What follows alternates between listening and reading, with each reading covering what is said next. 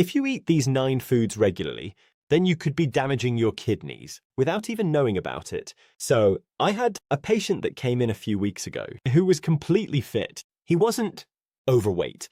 He didn't have diabetes, no. Family history of kidney problems, and his kidney function was sitting at around 40%. That is stage 3 chronic kidney disease, and he had absolutely no idea. And when I sat down with him and we went through his diet, it wasn't some dramatic story of terrible eating. It was just everyday food, stuff that you'd find in any kitchen, in any supermarket, food that most people eat without a second thought.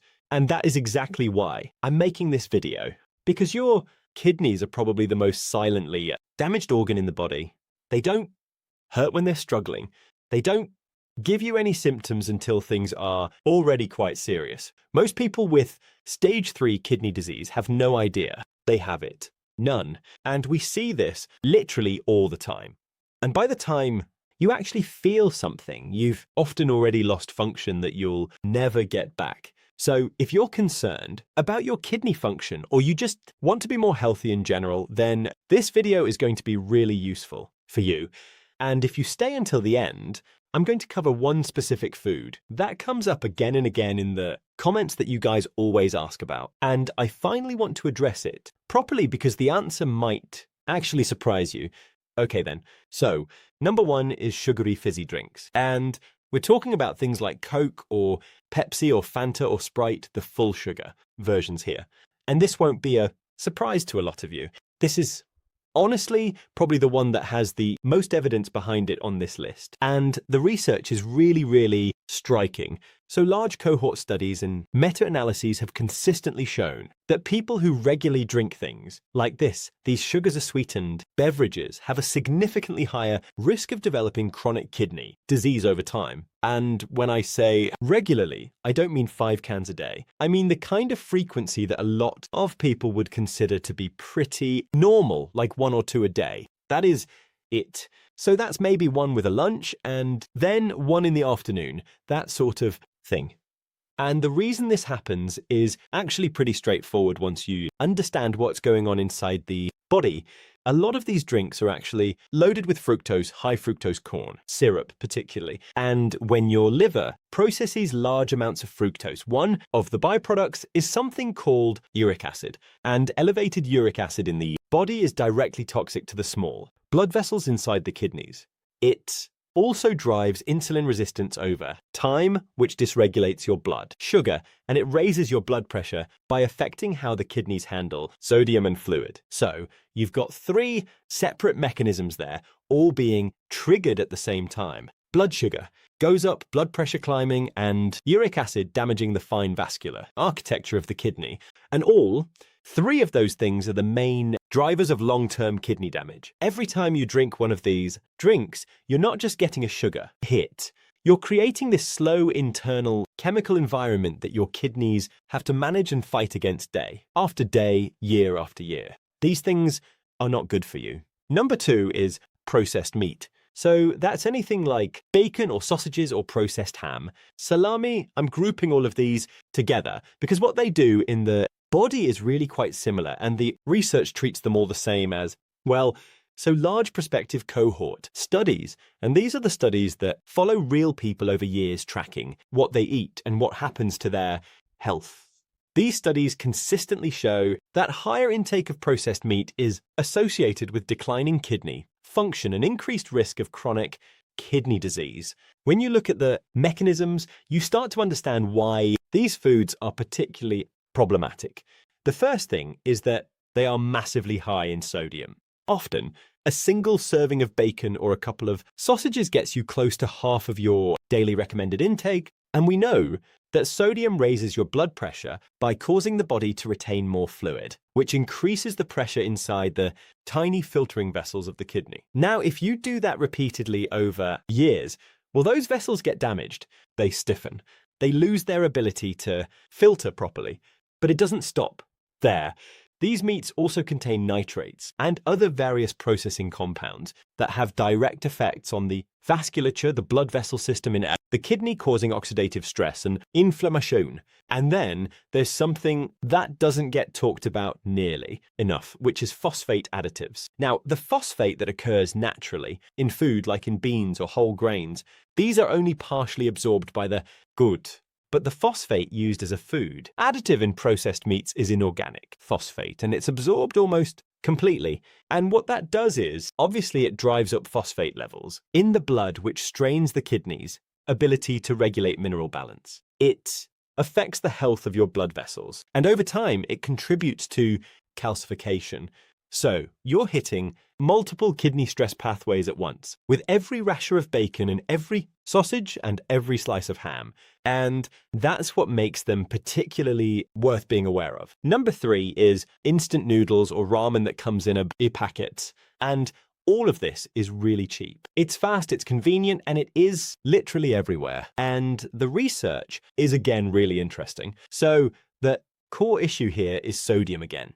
And the meta-analyses on dietary sodium intake are pretty unambiguous. There is a consistent dose-dependent relationship between higher sodium consumption and increased risk of chronic kidney disease. And when you look at instant noodles, the obvious one in the UK being a pot noodle, the sodium content is almost hard to believe. Just one packet can actually contain 1.5 to 2,000 ml of sodium. And that is somewhere between 65 and 85% of your entire recommended daily intake just in one snack or one meal. And the thing about this is that your kidneys are responsible for regulating your body's fluid and sodium balance. When you eat a lot of sodium, your body retains more water to dilute it, which increases your blood volume, which raises your blood pressure, which puts more pressure on the delicate filtering units inside your kidney called the nephrons. Now think of your nephrons as sort of like tiny, intricate coffee filters. You've got about 1 million of them in each kidney. And if the pressure running through them is consistently too high, well, those filters get damaged over time. They get scarred. And unlike most cells in the body, nephrons don't regenerate. They don't regrow once they're gone. And then on top of the sodium in these noodles, many of them also contain phosphate additives. So you're getting that double hit. You're getting the blood pressure, stress, and the phosphate load as well from what genuinely feels like a completely harmless quick meal. The packaging and the price point of these really cheap noodles do not in any way reflect the biological reality of what they're causing. Okay, this one is all about fast food. We're talking about double cheeseburgers, the large meal deals. And I use this as the central example because it perfectly illustrates what I think of as this stacked risk. Food. When you actually look at what's in one of these burgers, one of these meal deals, you've got processed meat, which is extremely high in sodium. You've got refined carbs from the bun and the chips as well. You've got saturated fat, and often you've got processed cheese on top, all in a single sitting, and large dietary pattern. Studies show that this kind of combination eaten consistently over time systematically drives obesity, insulin resistance, and hypertension. Now those 3 things, obesity, insulin resistance, and high blood pressure, they are not just associated with kidney disease. They are the primary underlying causes of it. Between them, they account for the vast majority of chronic kidney disease cases. Obesity increases the workload on the kidneys because a larger body requires more blood to be filtered. Insulin resistance dysregulates your blood sugar, and chronically elevated blood sugar is directly toxic to the blood vessels supplying the kidney. And high blood pressure, again, is mechanically damaging those filtering nephrons over time. So a Big Mac meal, isn't just a burger. It is a delivery mechanism for 3 separate kidney disease risk factors simultaneously. One burger won't do this. I have a McDonald's every so often. Well, increasingly rare these days, but if this is a pattern twice a week, 3 times a week, every day, then you are methodically building the physiological conditions that make kidney disease almost inevitable further down the line. This one is all about energy drinks, and this could be one of the most damaging on the list. So we're talking about Monster, Red Bull, all of those sorts of things. These drinks combine high sugar, with high caffeine and sometimes other stimulants on top. And that combination creates a very specific physiological profile that is really worth understanding. The sugar content drives the same fructose and insulin resistance mechanisms that I talked about with fizzy drinks, but the caffeine adds an additional acute effect on top. It can actually spike your blood pressure quite significantly in the short term, particularly in people who aren't regular caffeine consumers, and it also has a diuretic effect that can actually affect how well your kidneys are perused. Now, individually, none of this is catastrophic. The problem, again, as with most things, happens when somebody is having 2 or 3 of these a day, or, multiple a week consistently, over months and years. The researchers started to flag this category specifically separate from regular sugary drinks because the cardiovascular effects of the caffeine and the stimulant load compound the metabolic effects of the sugar in a way that creates this really unfavorable environment for the kidneys. And the people we see drinking these most regularly are often young people, teenagers, people in their 20s, which means the cumulative exposure time is even longer. Number 6 is all about microwavable or frozen ready meals. And this might surprise a few people, but let me just be really clear because the nuance here really does matter. Now, we've had periods over the years during a previous house renovation where we actually ate a lot of microwavable meals. That was just life at the time, and I'm not going to pretend otherwise. But the crucial distinction is what's actually in them.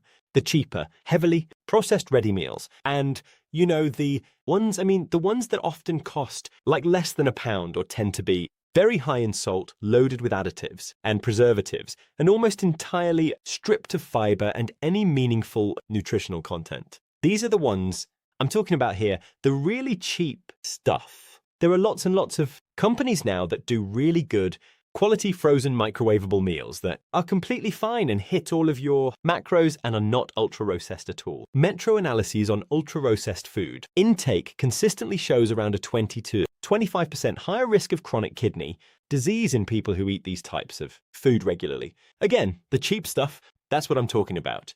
And that risk comes from a combination of different factors like the sodium load, the additive burden, the effect on your blood sugar from refined carbs, and the overall inflammatory dietary pattern that this kind of eating represents. One of these processed ready meals is fine, very occasionally, but a diet built around them is a slow problem. Flip the packet over and look at the sodium content. Look at the ingredients list. If it reads like a chemistry experiment, if it has things that you can't pronounce or things that you couldn't buy and have in your own kitchen, then that is really important. And if that ready meal is made from whole foods and has good amounts of fiber and protein, and you recognize the food that's in the packet, then that's fine. Okay, number 7. This is the one that always divides people. This is very high red, meat consumption. This is the section where I got to be really precise about what I'm actually saying because I know how this topic can polarize people and get people really angry in the comments. Just bear with me. I love steak. I love roast beef. I love roast dinners. I eat red meat occasionally. I don't eat it all the time every day. I'm not sitting here telling anybody to go veggie.